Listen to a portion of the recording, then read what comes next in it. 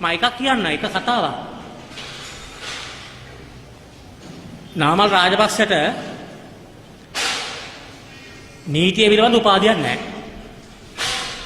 ඔය ඉන්දියාවෙන් මොකක් හරි සහතිකයක් අරගෙන ඇවිල්ලා මෙහෙ ලෝ එන්ට්‍රන්ස් කරලා වෙන කෙනෙක් තමයි ලිව්වේ. ඒ ලෝ ෆැකල්ටියේ ප්‍රින්සිපල් උත් ඒක උදව් කෙරුවා. ලෝයර් කෙනෙක් වුණා. ඊට පස්සේ නාමල් රාජපක්ෂ එනවා ශ්‍රී ජයවර්ධන විශ්වවිද්‍යාලයේ අපරාධ විද්‍යාව පිළිබඳ පශ්චාත්තුපාදිය කරන්න ලියාපදිංචි වෙනවා. ඒතර ඒකට දෙන අධ්‍යයන මණ්ඩලයක් එකක් තියෙනවා සෝෂල් සයන්සස් බෝඩ් එක. ඔය අධ්‍යයන මණ්ඩලයේ අපි මමත් තවත් මහාචාර්යවරයෙක් ප්‍රශ්නයක් මත කරුවා මෙයාගේ පළවෙනි උපාධිය කුමක්ද? පශ්චාත්තුපාදියක් කරන්න පළවෙනි උපාධියක් තියෙන්න ඕන ෆස්ට් ඩිග්‍රියක් තියෙන්න ඕන. මොකද්ද මෙයාගේ පළවෙනි උපාධිය? බලපුවා මෙයාට පළවෙනි උපාධියක් නැහැ. ඒ නිසා මොකද උනේ?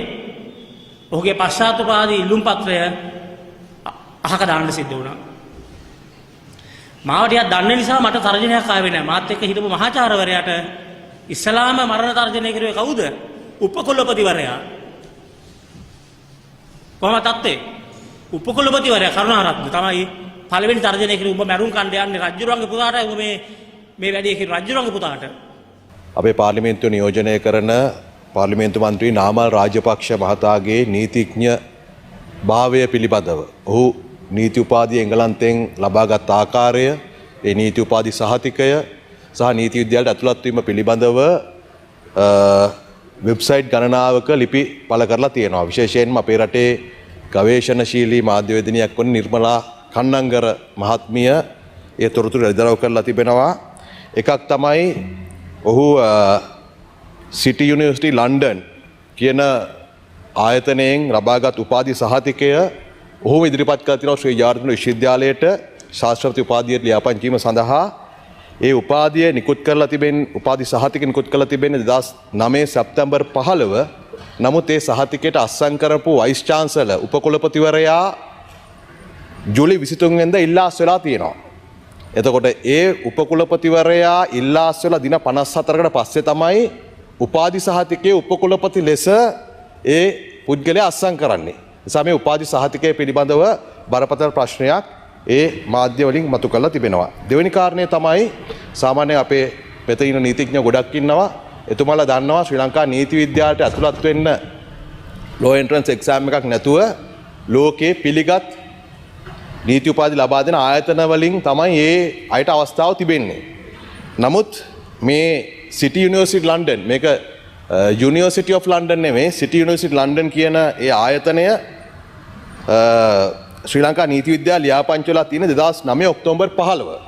නමුත් මේ ආයතනයෙන් උපාධිය ගත්තායයි කියන නාමල් රාජපක්ෂ මන්ත්‍රීවරයා ශ්‍රී ලංකා නීති විද්‍යාලයට ඇතුළත් වීමට ඉල්ලා තින්නේ 2009 සැප්තැම්බර් 25.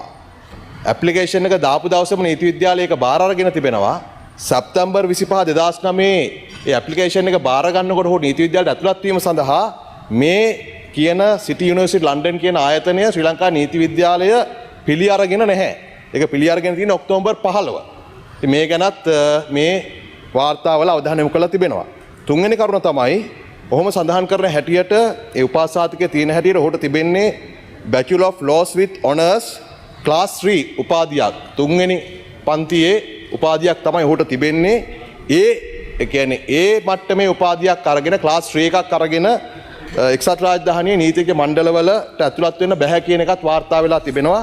මීට අදාළව මේ තිබෙන වාර්තා The Mystery of Namas Law Degree No Degree Certificate in Namas Law College File Admission Breaches Entry Rules ඇතුළු ලේඛන ගණනාවක් තිබෙනවා. මම මේ සියල්ල සභාගත කරනවා. මම බලාපොරොත්තු වෙනවා පාර්ලිමේන්තු මන්ත්‍රීවරුන්ගේ සහ පාර්ලිමේන්තුවේ ගරුත්වය ආරක්ෂා කිරීම සඳහා ගරු පාර්ලිමේන්තු මන්ත්‍රී නාමල් රාජපක්ෂ මැතිතුමා ලංචකෙන් පස්සේ අර සුපුරුදු පරිදි ඇවිල්ලා මේ ගැන පැහැදිලි කිරීමක් කරයි කියලා. බොහොම ස්තුතියි.